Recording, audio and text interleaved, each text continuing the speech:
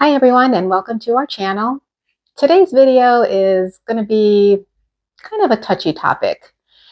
It's about what vaccines you should be up to date on.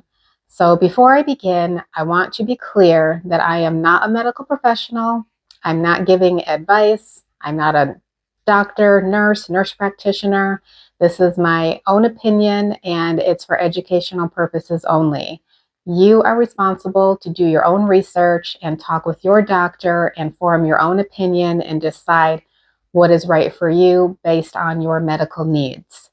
I'm not going to cover all vaccines, and I'm really not sure if this video is even going to reach a lot of people because apparently videos get blocked or taken down just for saying the word vaccine. So be sure to share out this video and we'll see how it goes.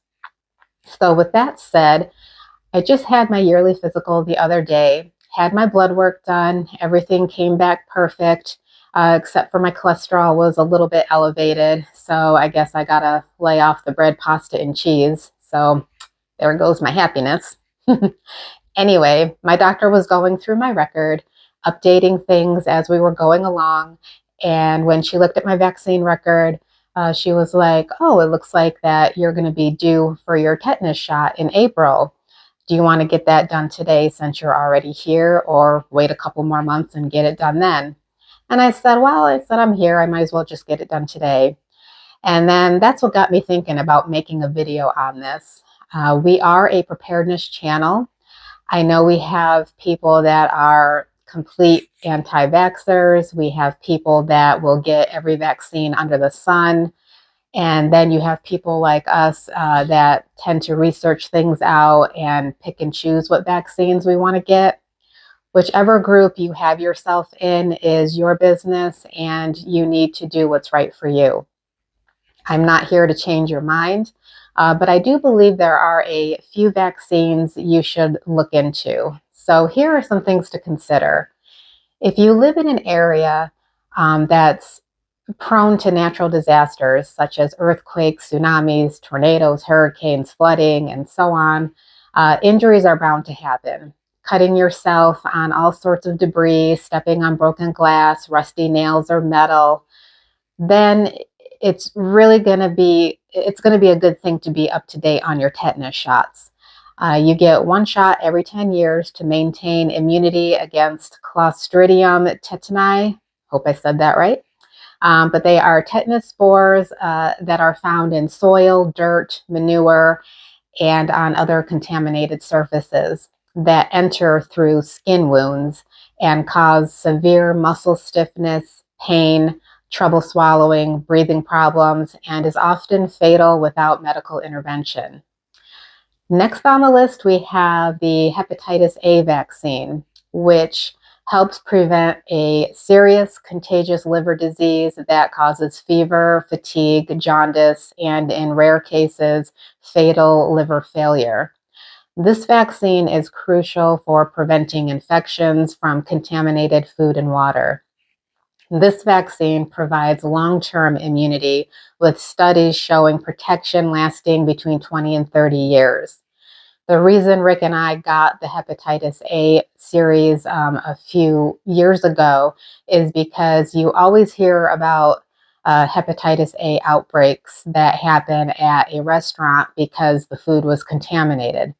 And anyone that ate there now have to go to the doctor anyway and get those shots.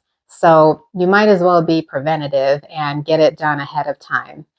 Quite honestly, we don't eat out very much anymore unless it's a locally owned restaurant because they tend to put more effort into cleanliness and who they hire because it's their livelihood. We avoid chain restaurants and fast food because cleanliness has really gone downhill. The restaurants seem just filthy. The employees handling your food look very questionable, leaving you to wonder when their last shower was and did they even wash their hands after using the restroom. I just, I can't. The soda machines and the milkshake machines are rarely cleaned, and I've read plenty of studies that ice machines never get cleaned. And they actually have the most mold and bacteria of any machinery in the restaurant. And I'm not saying this is every restaurant and every employee, but let's just say a lot have gone downhill. Therefore, hepatitis A is a real risk. So cook at home, it's safer and cheaper. Next, we have the hepatitis B vaccine, which prevents a serious, potentially fatal liver disease caused by a virus that transmits through blood or bodily fluids. So if you work in places like healthcare or law enforcement or jobs like that, vaccination is highly recommended because it provides long-term immunity as well. All right, two left. Next is the Shingrix vaccine that helps prevent the very painful blistery rash called shingles. This vaccine is over 90% effective.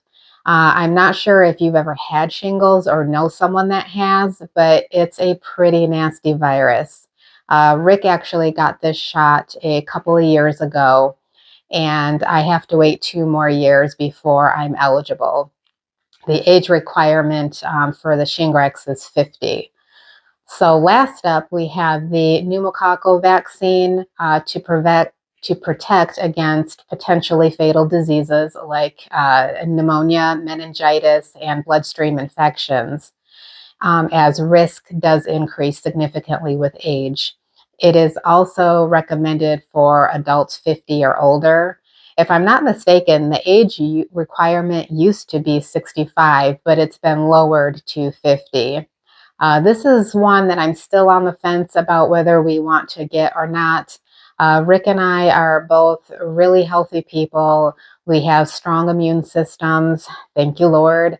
And we try to eat well and exercise. So I think for now we will hold off on this one.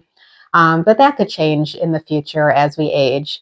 We don't ever get the flu shot, and we never had the what shot. But as far as the other vaccines mentioned, we feel that they are worth getting. They have all stood the test of time. And because of the times we're living in, it's good to have those shots be up to date, because whether it's a natural disaster or a cyber attack, EMP, whatever the case may be, it can, if it causes disruption and delay in receiving medical care. Remember Hurricane Helene and the Palisades fire? Hospitals and pharmacies burned to the ground, or they were flooded out. So any injury you receive that would normally be looked at as minor could potentially turn bad real fast. If electricity is out for an extended period of time, cleanliness is not up to par, food is spoiling, you have dirty hands kind of touching everything, you're bound to catch something. That's why the first two vaccines I mentioned are probably the most important ones to get. That's why you prep now. Stock up on some medical supplies, medicines, Purell, soaps, cleaning supplies. Get your yearly checkups with your doctors and your dentists and stay ahead of the game. Stay healthy, stay safe, prepare with purpose. Please share this video, like, comment, subscribe, and thank you for watching.